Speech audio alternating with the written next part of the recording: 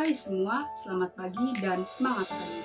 Perkenalkan, nama saya Patriasia Ruina Bayar Malau dari Program Studi Pendidikan Bahasa dan Sastra Indonesia, Fakultas Bahasa dan Seni dengan NIM 2101422176 Universitas Negeri Semarang.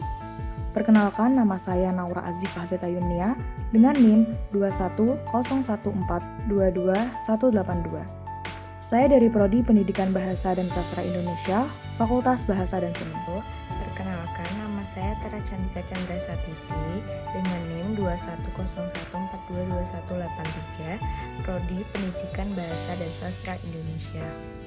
Perkenalkan, nama saya Ahmad Lakumudin Zaki Arafat. Saya dari Prodi Pendidikan Bahasa Jepang, Fakultas Bahasa dan Seni dengan NIM 23042422010. Perkenalkan, nama saya Aisyah Raswawarsita dari Fakultas Bahasa dan Seni, Prodi Pendidikan Bahasa Jepang dengan NIM 23024222086.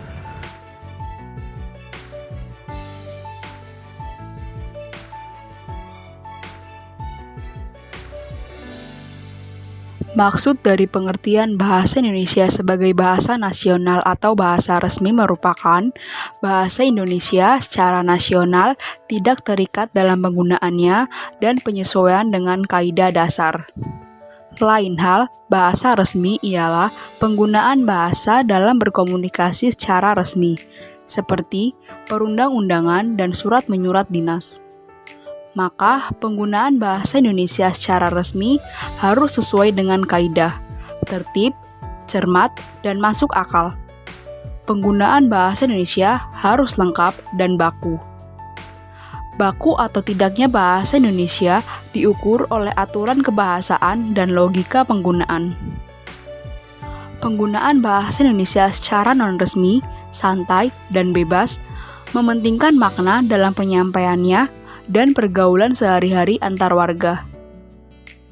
Penggunaan bahasa Indonesia dalam konteks bahasa nasional dengan bebas dalam ujaran baik lisan maupun tulis. Bahasa Indonesia ialah bahasa standar di negara Indonesia. Bahasa Indonesia sebagai alat komunikasi yang digunakan oleh masyarakat Indonesia guna kehidupan sehari-hari, seperti belajar, bekerja sama, maupun berinteraksi. Bahasa Indonesia secara historis merupakan bahasa Melayu, sehingga bahasa Indonesia memiliki fungsi yang banyak. Maka dari itu, bahasa Indonesia sebagai alat pemersatu seluruh suku bangsa yang ada di Indonesia. Berdasarkan buku yang ditulis Aflahah tahun 2013, adanya 4 faktor yang menjadikan bahasa Melayu sebagai bahasa Indonesia. Yang pertama, di berbagai suku Indonesia, suku Melayu dijadikan sebagai bahasa perhubungan atau lingua franca. Yang kedua, sistem yang sederhana digunakan oleh bahasa Melayu dan tidak ada tingkat bahasa. Maksud dari tingkat bahasa sendiri ialah bahasa kasar dan bahasa halus, sehingga suku lain mudah mempelajarinya. Yang ketiga, suku Jawa, suku Sunda, dan sebagainya menerima ikhlas bahwa bahasa Melayu dijadikan bahasa Indonesia sebagai bahasa nasional. Yang keempat, bahasa Melayu dianggap mampu dan sanggup digunakan dalam bahasa kebudayaan yang arti luas. Secara umum, lambang didefinisikan sebagai bahasa. Bahasa merupakan alat komunikasi yang berwujud sistem lambang bunyi dan dihasilkan oleh alat ucap manusia. Sebagaimana diketahui bahwa bahasa ada dalam kata atau kumpulan kata yang memiliki makna beda.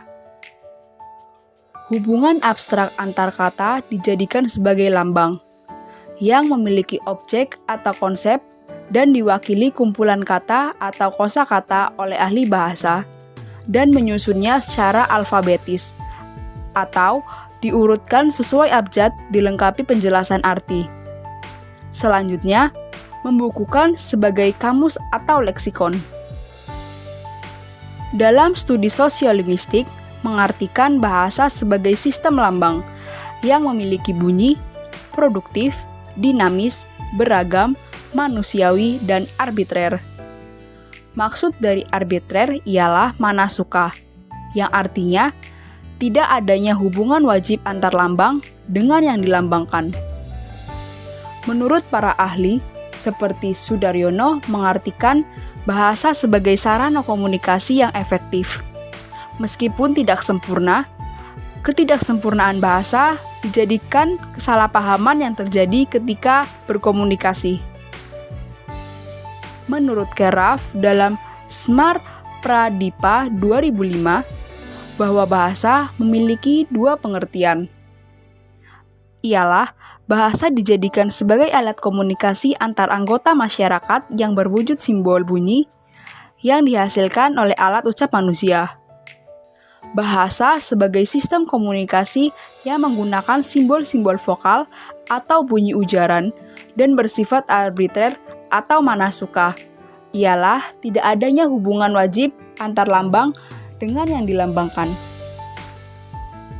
Menurut Syamsuddin tahun 1986 memiliki dua pengertian bahasa, yaitu bahasa alat dalam penggunaan pikiran atau perasaan yang dibentuk, saling memberi pengaruh antar keinginan dan perbuatan-perbuatan.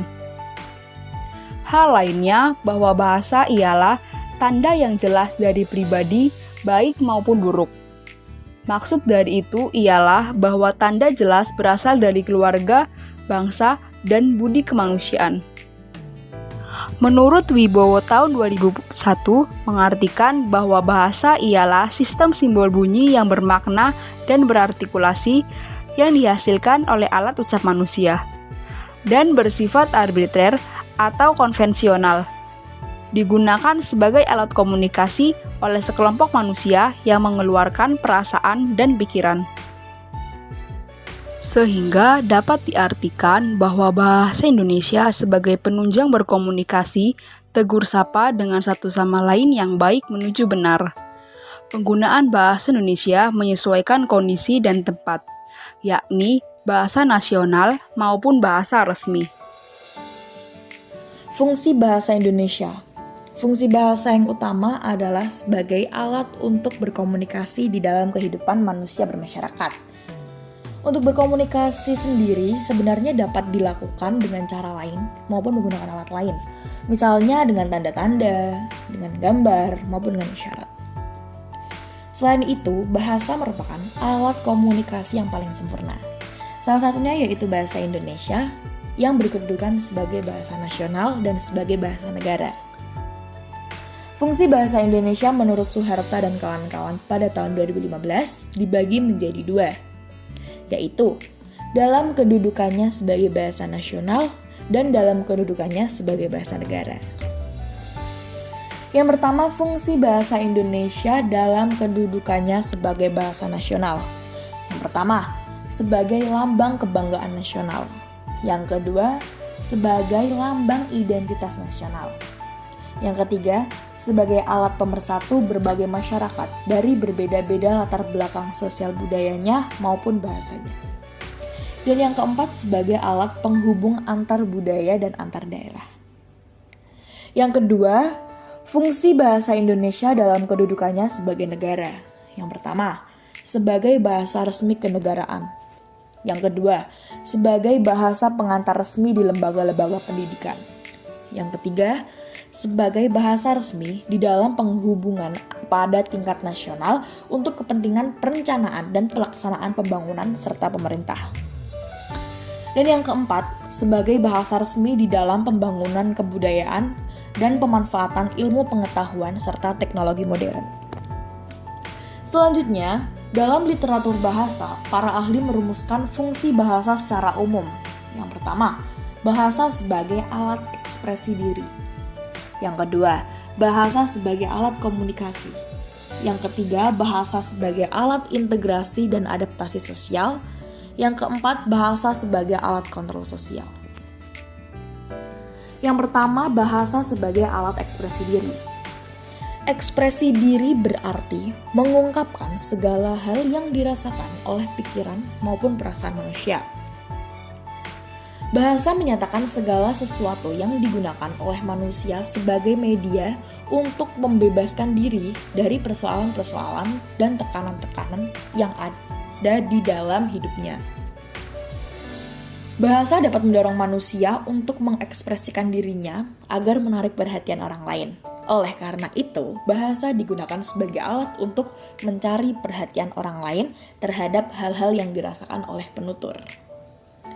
Yang kedua adalah bahasa sebagai alat komunikasi.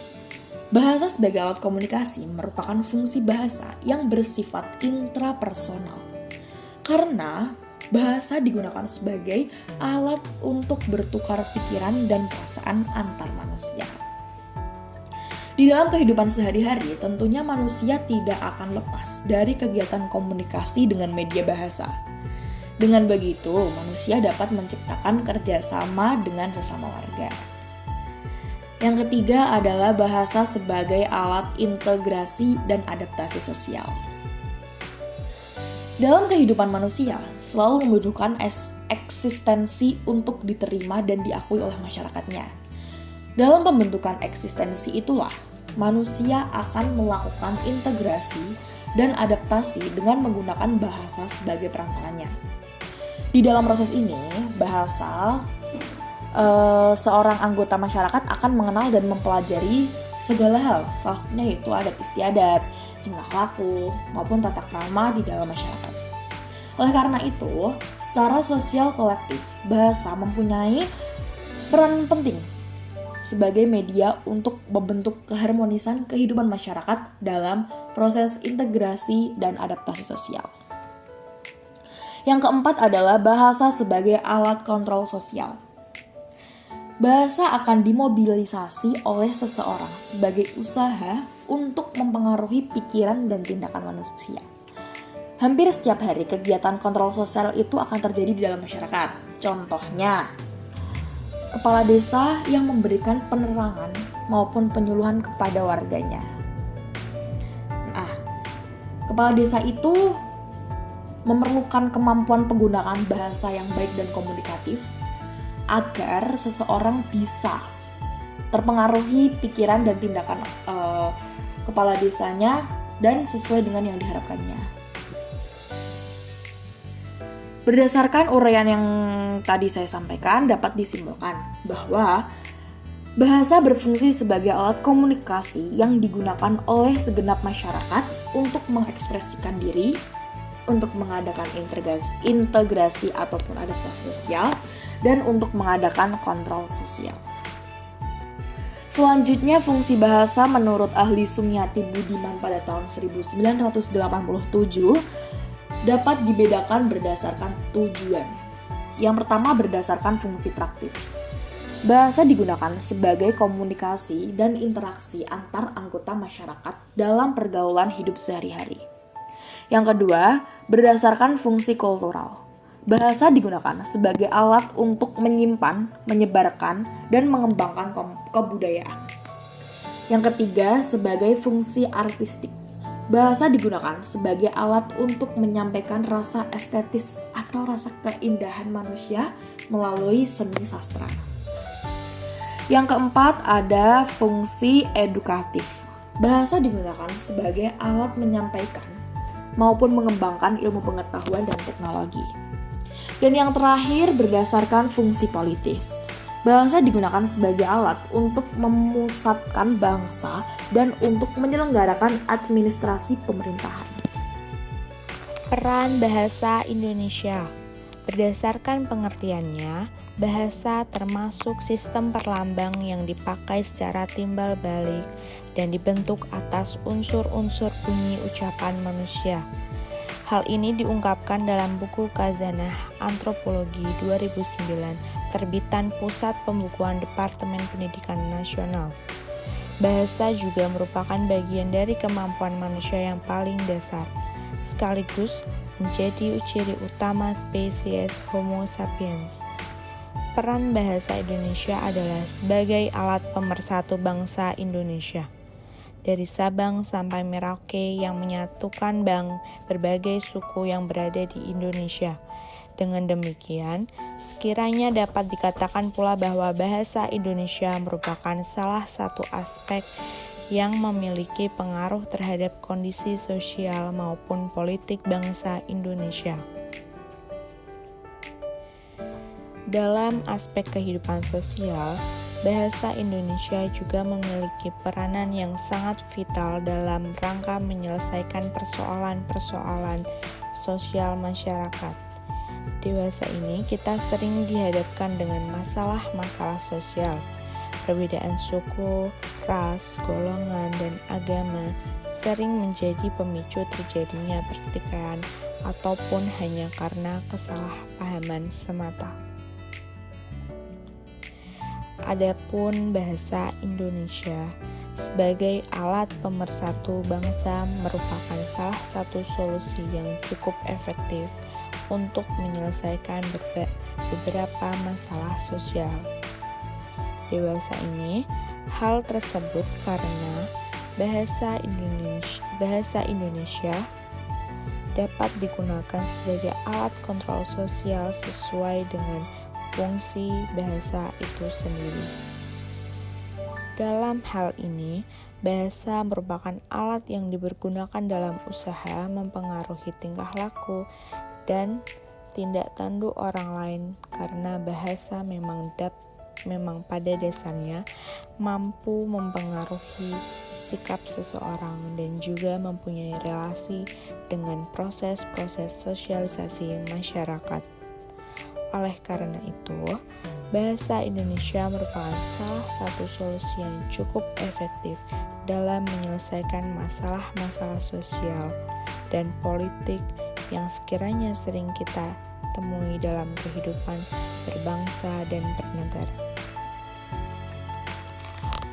Hal itu disebabkan karena bahasa Indonesia merupakan wahana pemersatu dan juga dapat berfungsi sebagai alat kontrol sosial. Selain itu, bahasa Indonesia juga mampu mempengaruhi tingkah laku bangsa Indonesia sebagai penutur karena sejatinya bahasa memang mampu mempengaruhi sikap seseorang. Peranan bahasa Indonesia dalam konteks ilmiah.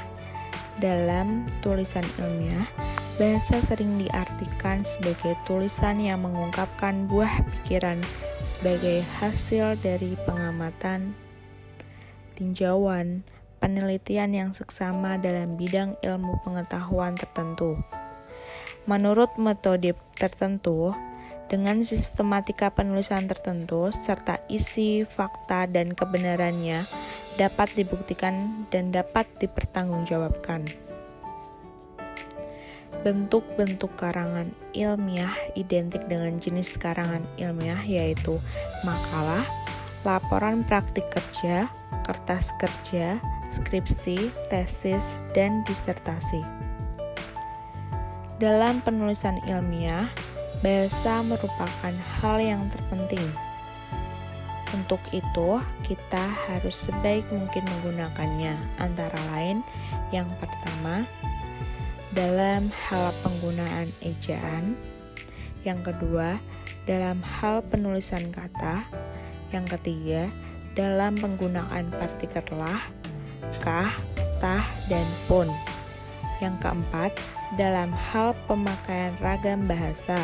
Yang kelima, dalam penulisan singkatan dan akronim. Yang keenam, dalam penulisan rangka, dalam penulisan angka dan lambang bilangan.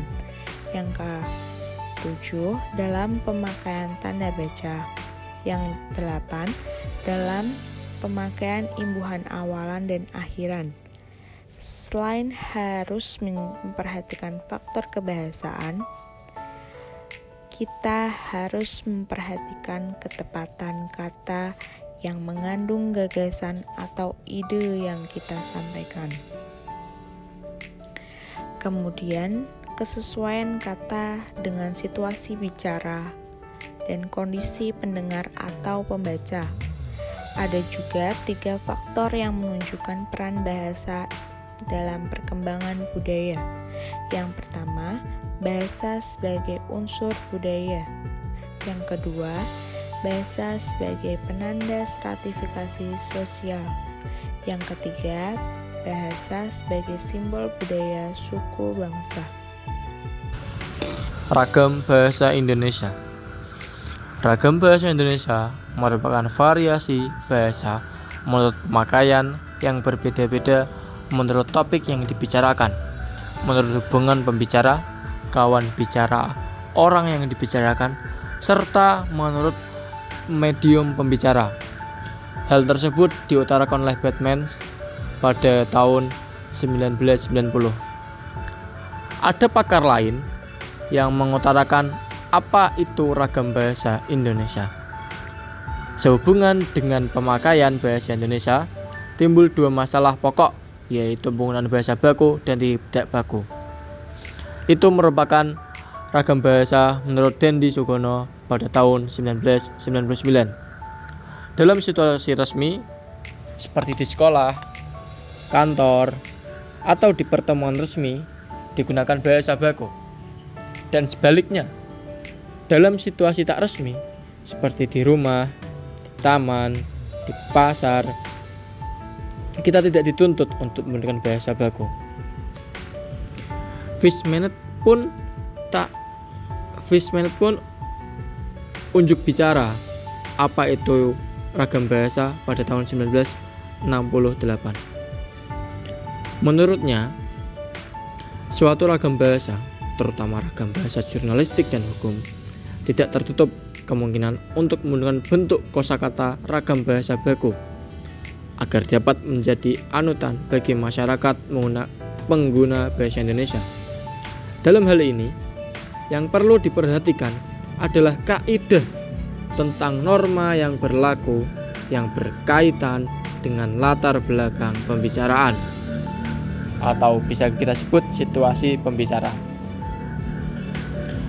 pelaku pembicara, dan topik pembicaraan. Suwito dalam buku Sosiolinguistik terbitan 11 Maret University Press tahun 1991 menuliskan bahwa menurut beliau ragam bahasa adalah suatu istilah yang dipergunakan untuk menunjuk salah satu dari sekian variasi yang terdapat dalam pemakaian bahasa. Martin Jones dalam buku yang sama memerinci ragam bahasa seperti berikut. 1. Bahasa ragam beku. 2. Ragam resmi. Dan 3. Ragam santai. Ragam bentuk, ragam beku atau yang bisa disebut frozen merupakan ragam bahasa yang resmi untuk situasi yang khidmat dan upacara-upacara resmi, seperti halnya upacara-upacara pada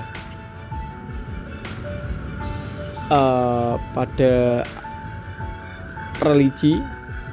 2. Ragam resmi atau formal merupakan ragam bahasa dipakai dalam pidato-pidato resmi, rapat dinas, surat-surat dinas, dan lain-lain, yang biasa kita jumpai pada pidato-pidato presiden, gubernur, rapat dinas kota, surat-surat dinas kota, surat kecamatan, dan lain-lain. Ragam usaha atau konsultatif merupakan ragam bahasa untuk transaksi bisnis atau rapat-rapat di dunia. Hal ini bisa kita jumpai pada tawaran investasi pada suatu perusahaan. Ragam usaha merupakan salah satu dari bentuk ragam resmi atau formal. 3. Ragam santai atau casual merupakan ragam bahasa untuk kegiatan yang sifatnya santai dan rileks. Ragam ini banyak kita jumpai pada keseharian karena kita kita condong menggunakan bahasa casual atau santai. Kita berbicara dengan teman, berbicara dengan lawan jenis, dengan pacar, dengan orang tua. Dan ada ragam akrab atau intimate, merupakan ragam bahasa untuk pergaulan rumah tangga atau antar anggota keluarga. Nah, ini yang tadi saya sebutkan. Ragam akrab ini salah satu bentuknya, salah satu contohnya adalah kita berkomunikasi dengan anggota keluarga atau dengan orang terdekat pada keluarga kita. Berikutnya, ada jenis-jenis ragam bahasa. Jenis-jenis ragam bahasa itu dibagi menjadi 3. Bisa kita lihat dari cara penuturan, cara berkomunikasi, dan topik pembicaraan. Berdasarkan cara penuturan, itu ada 4, yaitu 1. Ragam dialek, ragam terpelajar, ragam resmi, dan ragam tidak resmi. Dilihat dari ragam cara berkomunikasi, itu ada 2, yaitu ragam tulis dan tertulis. Maksud saya ragam lisan dan tulisan. Dan 3, dan yang terakhir, ragam bahasa dilihat dari topik pembicaraan. Di sini ada 5 ragam bahasa, yaitu ragam sosial, fungsional, jurnalistik, sastra, politik, dan hukum. Ciri-ciri bahasa Indonesia. Bahasa yang benar adalah bahasa yang sesuai dengan kaidah bahasa baku, baik kaidah untuk bahasa baku tertulis maupun bahasa baku lisan. Ciri-ciri ragam bahasa baku adalah: pertama, penggunaan kaidah tata bahasa normatif, misalnya dengan penerapan pola kalimat yang baku. Contohnya, acara itu sedang kami ikuti dan bukan acara itu kami sedang ikuti. Kedua, penggunaan kata-kata baku. Contohnya, cantik sekali dan bukan cantik banget, uang dan bukan duit, serta tidak mudah dan bukan gak gampang. Ketiga, penggunaan ejaan resmi dalam ragam tulis. Ejaan yang kini berlaku dalam bahasa Indonesia adalah ejaan yang disempurnakan atau EYD. Bahasa baku harus mengikuti aturan ini. Keempat, penggunaan lafal baku dalam ragam lisan. Meskipun hingga saat ini belum ada lafal baku yang sudah ditetapkan, secara umum dapat dikatakan bahwa lafal baku adalah lafal yang bebas dari ciri-ciri lafal dialek setempat atau bahasa daerah. Contohnya, atap dan bukan atap, habis dan bukan abis, serta kalau dan bukan kalau. Kelima, penggunaan kalimat secara efektif. Di luar pendapat umum yang mengatakan bahwa bahasa Indonesia itu bertele-tele, bahasa baku sebenarnya mengharuskan komunikasi efektif. Pembicara atau penulis harus diterima oleh pendengar atau pembaca persis sesuai maksud aslinya. Tata bahasa normatif, ejaan resmi, dan kalimat efektif dapat diterapkan dengan penyesuaian dimulai dari ragam akrab hingga ragam baku. Penggunaan kata baku dan lafal baku pada ragam konsultatif, santai, dan akrab malah akan menyebabkan bahasa menjadi tidak baik karena tidak sesuai dengan situasi. Ciri-ciri bahasa Indonesia. Pertama, bahasa bersifat arbitrer.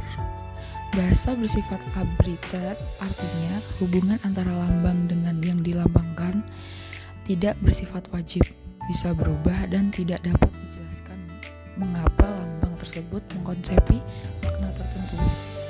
Secara konkret, alasan kuda melambangkan sejenis binatang berkaki 4 yang bisa dikendarai adalah tidak bisa dijelaskan. Meskipun bersifat arbitrer, tetapi juga konvensional. Artinya, setiap penutur suatu bahasa akan mematuhi hubungan antara lambang dengan yang dilambangkannya. dia akan mematuhi. Misalnya, lambang buku hanya digunakan untuk menyatakan tumpukan kertas bercetak dan yang dijilid, tidak untuk melambangkan konsep yang lain. Sebab jika dilakukannya, berarti dia telah mengelangkan konvensi itu. Kedua, bahasa bersifat produktif. Bahasa bersifat produktif artinya dengan sejumlah besar unsur yang terbatas, namun dapat dibuat satuan-satuan ujaran yang hampir tidak terbatas. Misalnya, menurut Kamus Umum Bahasa Indonesia susunan WJS Purwadarminta, bahasa Indonesia hanya mempunyai kurang lebih 23.000 kosakata. Tetapi dengan 23.000 buah kata tersebut dapat dibuat jutaan kalimat yang tidak terbatas. Ketiga, bahasa bersifat dinamis. Bahasa bersifat dinamis berarti bahwa bahasa itu tidak lepas dari berbagai kemungkinan perubahan sewaktu-waktu dapat terjadi.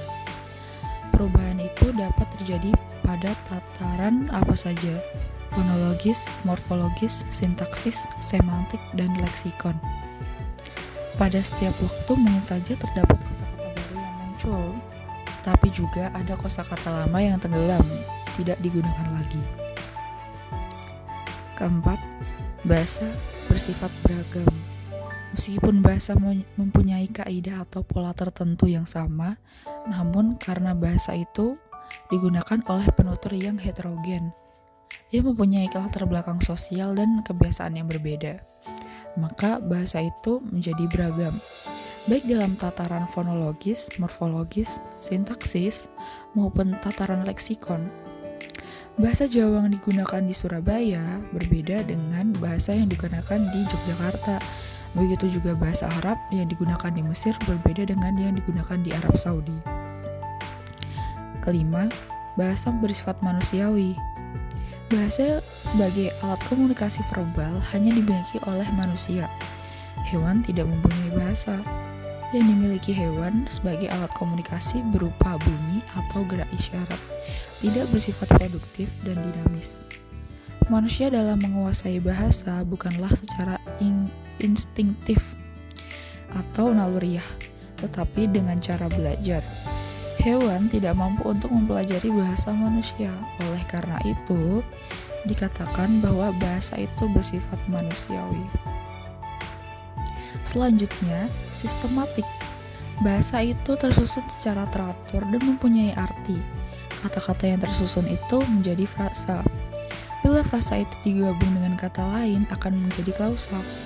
Ketika klausa diberi intonasi atau diikuti klausa lain, akan menjadi kalimat. Vokal. Bahasa didasari oleh bunyi yang dihasilkan oleh alat ucap manusia, yaitu mulut. Bunyi tersebut divisualisasikan dalam bentuk tulisan yang disebut huruf. Dalam sistem tulisan, gabungan huruf membentuk suku kata dan kata. Bahasa itu bermakna. Bahasa itu memiliki makna. Weber dalam New Collegiate Dictionary 1981 mengatakan bahwa bahasa merupakan alat yang sistematik untuk menyampaikan gagasan dengan memakai tanda-tanda, bunyi, isyarat, atau ciri konvensional yang memiliki arti dan dimengerti. Komunikatif. Bahasa merupakan sistem komunikasi, yaitu berinteraksinya pembicara dengan pendengar.